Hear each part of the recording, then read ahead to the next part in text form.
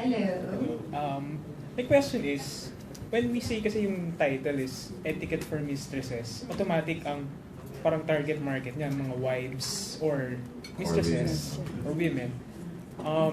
Why should husbands watch this movie? I mean, diba? Alam mo, nasa isip ko yan.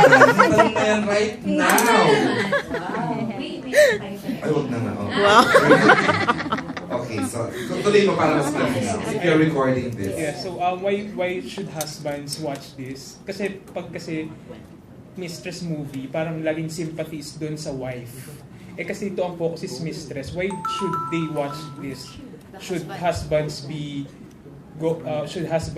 aware na ayan din pala yung pinagdadaanan ng mistresses? That's why dapat kaming maging, we have to know the things that they are going through. Para kung medyo nag-iisip silang magkaroon ng mistress, baka mag-iba yung isip nila. O siguro the males na lang, yung buong kalalakihan. Sa tingin ko, lahat ng lalaki will enjoy watching this film. They will be entertained to see the lives of the mistresses. Maybe it's an eye-opener because there are some men who honestly don't think about having a mistress, nor do they want to have a mistress. So this is just a peek into the lives of mistresses and what can happen, and perhaps could be a reminder to them that it's tough to have a mistress, and perhaps it's not the best choice for a married man to have a mistress. But like I said, we all make decisions for ourselves, so bahala na si Batman. For men who have mistresses, I think they will be really entertained by it. Hopefully also it could be an eye-opener to them that it is tough not only for the wife but also for the mistress. At the end of the day, sila lang ang nag-enjoy. Ayan. Actually, malaking crowd ang papasok na male crowd dito sa sinihan kasi day 1 asawa. Oo, day 2. Day 3 barkada. Oo, so talagang medyo maraming pera ang ilalabas sa mga lalaki sa pelikula Dahil nito. sila. Diba? Paano kung tatlo pa yung mistress? Ay, ang lalaki. Ay, ganun ba? Ewan ko sa Hindi, dun sa movie. Ay, sa movie, Lahat lang kayo. parang walang diniscuss na. Hindi umabot sa... Ay, may something pero masaya. We will find out on the 30th. Yes. Okay, next question. Grabe, bakit? Dito Miko, you're here na. Forget ko po, laking tulad. Hindi joke yan si Miko. Go ahead, more questions. Si Mia kaya. So, how do you feel na aside from working with these women and working with Chito, you are part of the first movie na sabay-sabay mapapanood ng buong mundo? Natanong na yan. Tanong na. Charot na. Discuss na niya yung... Hindi pa discuss lang. Of course, because this sets another milestone for the industry, for Star Cinema. So of course, I'm honored. I'm privileged to be part of the film. Excited also kasi ibig sabihin yung tweets sunod-sunod. Wala masyadong gap, oo. So syempre marami akong kamag-anak sa ibang bansa na kumbaga mapapanood nila agad. So I hope that one day we can open simultaneously. Pero hindi din naman siguro kailangan na i-demand natin. Kasi minsan yung Hollywood films, minsan nauuna tayo, minsan nauuna tayo sa nila. Pero maganda, it's a great time for Philippine cinema. Globally, to be aired globally, to be shown globally. And halos sabay-sabay. And just so you know, Iza is part of last year's highest grossing Filipino movie of all time, starting over again. Worldwide. World? Siya pa rin. Oh, unbeatable pa pala. Amen! Amen! Hallelujah! Salamat, PJ! Salamat, Tony! Miss Actress, congrats! True. Salamat, Inang! Okay, Mia, you have si Wilbur, pwede vlogger muna. Charing na. Go, Mia! Sige, hi, I'm Mia po from livehearttv.net. Ang question ko lang po, ano po yung, pwede bang magtanong ng isang line na sinabi ni Stella na talagang tatatak sa amin after namin mapanood yung movie? Oh. Ay, ako, yun napanood niyo sa... With Kim? Sa Trailer. Sa trailer. trailer. Pwede ko sabihin, Isang line. Alin? may favorite line talaga ako. Choices. Doon din kay Kim. Okay lang. Oh, Alvin. Kasi it's something I would always say, and I've already kind of touched on that thing, that we all make, sabi niya, we all make choices. I hope you make the right one. Yeah. Thank you. Oh. Yung iba kasi, Spoiler ba yun? Hindi naman. Hindi nga, pero ang May ganda. may ano ako doon na kinatay na hindi niya naman papanood. May maganda pa na. Medyo, it's about yung mga babae, laging sila ang sinisisi. Yeah, that's, I think, one of the things that I learned while doing this film, and I realized, although I pretty much knew about it already, but I really realized it. Women carry the blame and the shame for things that a man and a woman do together, or perhaps if it's a mistake of both man and woman, I think it's more the woman that carries the shame in society, which is very sad. Diba? Parang, pag nangaliwa ang lalaki, ang galit, ang shame, nandun sa mistress, nasa babae, eh samantalang yung lalaki naman ay kasama din naman sa decision na yun at proseso yun. And in other aspects also, where there's something like that, hindi lang sa pagiging husband, mistress, lover, whatever scenario. So, yun. Okay.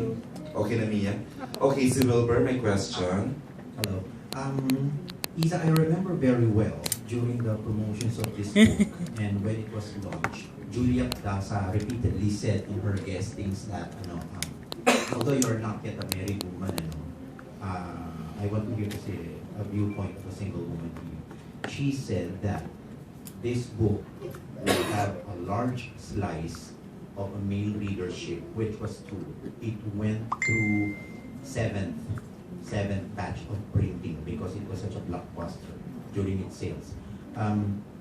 She particularly said that in this book, although the title is Etiquette for Mistresses, it is targeted for the husband and the wife because the wife does not know who her competitors are because she is already placed, she is already inside a marriage. So, anong tanong mo, Wilbur?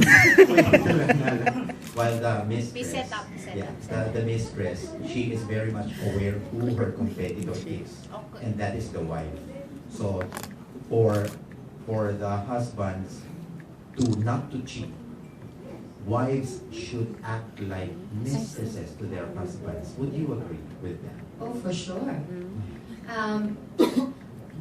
I'm sure you've heard of this line, a lady with his friends, and the version that I know is medyo pasabog yung and a whore in bed. That's what they say.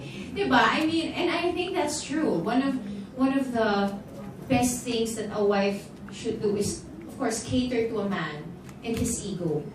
Diba? I mean, be strong, but not too strong that you will step on his ego. And you have to be fun in the bedroom, I think so. Because that's one of the reasons why men cheat. Sabihin nila, my wife doesn't want to have whatever. Yun nga, whatever, madalas doesn't ano want yun, to. ano, dahil hindi daw magkakita. Yes, so kapag ginawa mo na lahat yun, and he still cheats on you, then I think you should find a man that can please you rather than you keep pleasing him. Yun.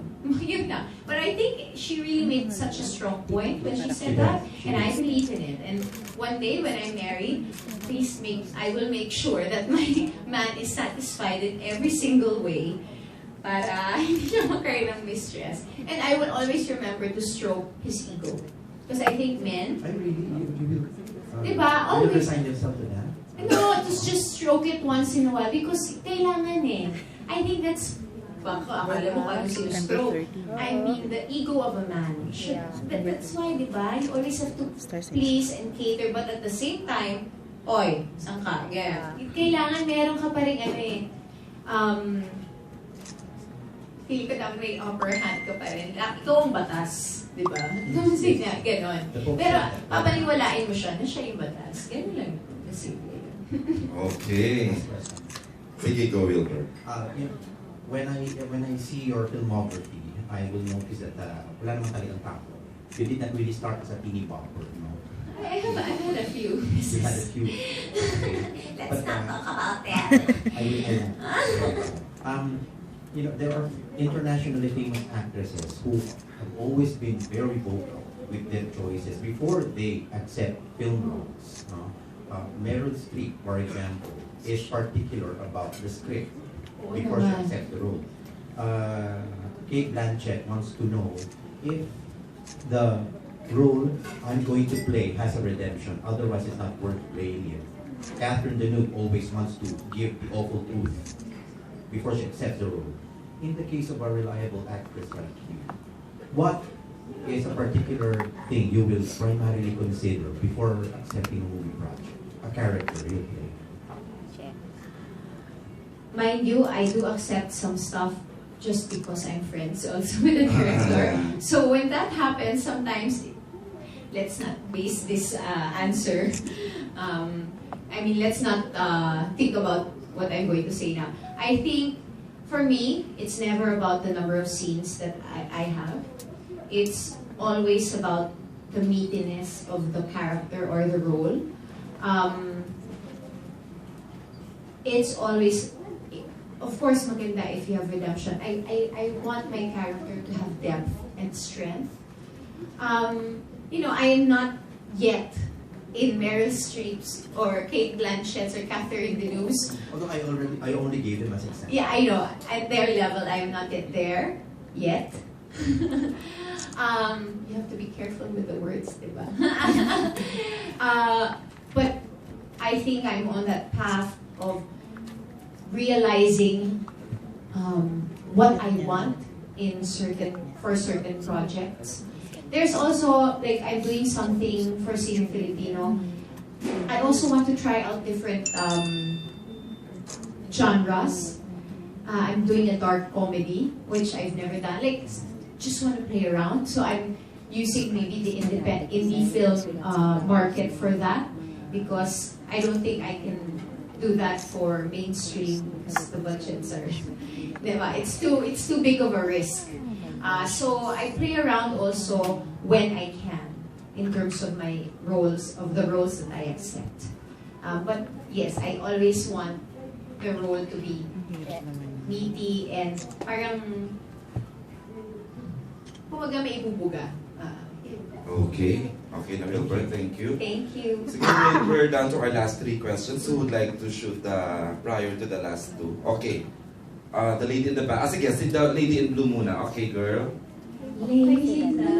Question lang. Ano yung nabago na perception mo about Mistresses nung ginawa mo yung Etiquette for Mistresses? Kasi bago ko pagawin yung pelikula, bukas na yung isipan ko tungkol sa Mistresses.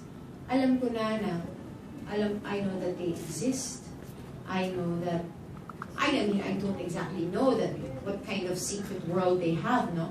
But I just know that they exist in the lives, in our world. I've encountered a few, I've known a few. So hindi ako galit sa kanila ever, or I've never hated them, that they exist. Parang it just comes with the world that we live in. So hindi nagbago because that's still the way I think about them. Syempre iba, siguro, kapag ako ay napunta sa sitwasyon na I have to deal with my husband's mistress, that's gonna change the way I think about them. I think I might start saying bad things or thinking negative things, but I hope that never happens. But in general, I just think that they are women who have made the choice to become a mistress. And who am I to say if that choice is right or wrong? Because I've also had my fair share of wrong decisions in life. But siguro ang lagi ko lang doon is when I can, I try to find out why they became a mistress. Diba? To try and understand what led them to that decision. Okay. Okay, may question from... Ay, katabi mo may question. Bago yung nasa likod, meron pa ba dito may question from this side? Wala na. Okay. Here's a question from a real-life mistress. Ayan, si June. Okay, si June. Always wanted to be a mistress. You little slut. I'm just kidding. Iza, you've mentioned that your role is is the most sensible, the most logical. Supposedly. Yes. If you were to trade